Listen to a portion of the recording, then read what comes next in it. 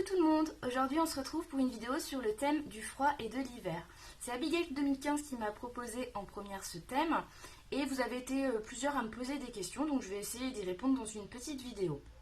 Est-ce qu'on doit protéger notre furet du froid et de l'hiver? Non, le furet est un animal qui, pour sa santé, a besoin de sentir les saisons et qui vit très bien en extérieur. C'est le mieux pour lui, j'en ai déjà parlé dans d'autres vidéos. Donc non, il ne craint pas le froid, le furet craint seulement la chaleur, des 25 degrés. Donc il n'y a aucune raison que vous deviez le protéger du froid. On va revenir sur comment l'aider par ailleurs, s'il vit en extérieur ou pas pour l'hiver. Mais mis à part ça, il n'y a aucun souci, le furet ne craint pas le froid. Est-ce que je peux sortir mon furet dehors quand il neige en plein hiver? Ici aussi, la réponse est oui et non. C'est-à-dire que si votre furet vit déjà en extérieur, eh bien, il n'y a aucun souci, il peut sortir dehors.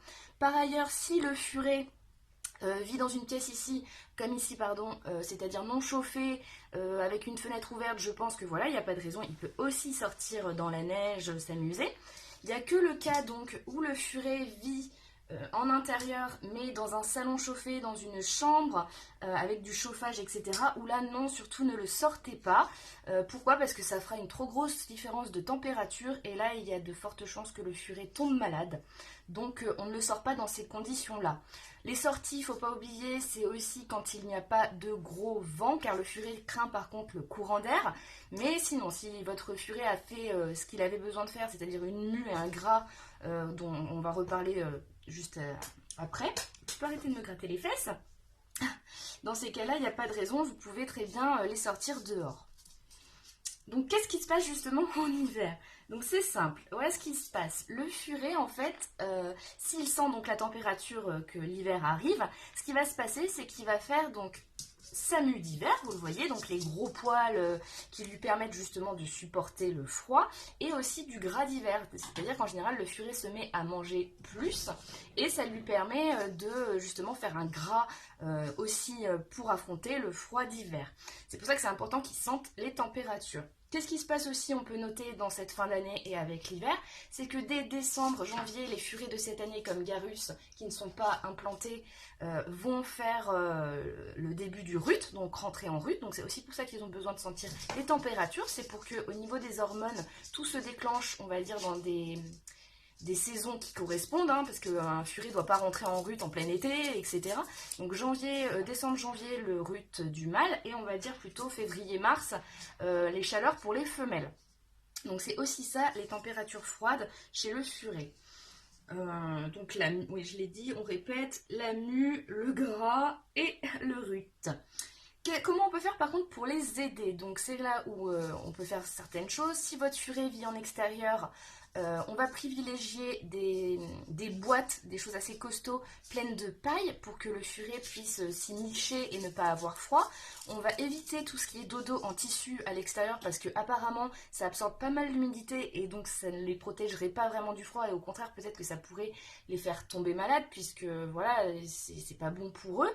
En intérieur aussi, si vous respectez réellement la photopériode avec des fenêtres ouvertes comme ici, essayez de privilégier pareil, hein, vous pouvez mettre de la paille, mais sinon vous pouvez, s'il n'y a pas d'humidité, ce qui est le cas chez moi, vous pouvez leur mettre des dodos plus chauds, hein, où ils peuvent se cacher à l'intérieur. Moi je le faisais vraiment quand Pixie était toute seule, parce que bon, la pauvre elle était toute seule, je voulais pas qu'elle ait froid. Là je dois avouer que maintenant qu'ils sont trois, ils dorment tellement en boule et en paquet ensemble que je leur donne pas forcément des dodos beaucoup plus chauds. Ils se débrouillent là, avec la chaleur entre eux, je pense que ça suffit amplement. Tant que les dodos sont pas humides, voilà ce que vous pouvez faire. Ce qu'on peut les aider aussi, c'est avec la nourriture, c'est-à-dire une nourriture, bon, vous le savez, hein, ce qui est mieux pour eux, c'est le carnet, donc c'est-à-dire le rôt et les proies. Donc en hiver, on n'hésite pas, il faut encore plus, bien sûr, il faut le faire tout le temps, mais on varie, on donne en quantité pour que le furet puisse vraiment faire son gras. Pour des furets qui auraient un petit peu de mal, ou si vous voulez être sûr qu'ils fassent vraiment du gras, ou que vous trouvez qu'ils sont un petit peu chétifs, ce que vous pouvez faire, c'est faire des rots à base de viande de bœuf, par exemple, donc qui va être plus riche, car la viande rouge, c'est bon, on va dire que c'est pas normalement ce que doit manger le furet dans on va dire, la nature, même s'il vit pas dans la nature, ça lui correspond pas vraiment. Un furet va pas aller chasser un bœuf, mais en tout cas la viande rouge va lui apporter, est beaucoup plus riche, donc va lui apporter un petit peu plus.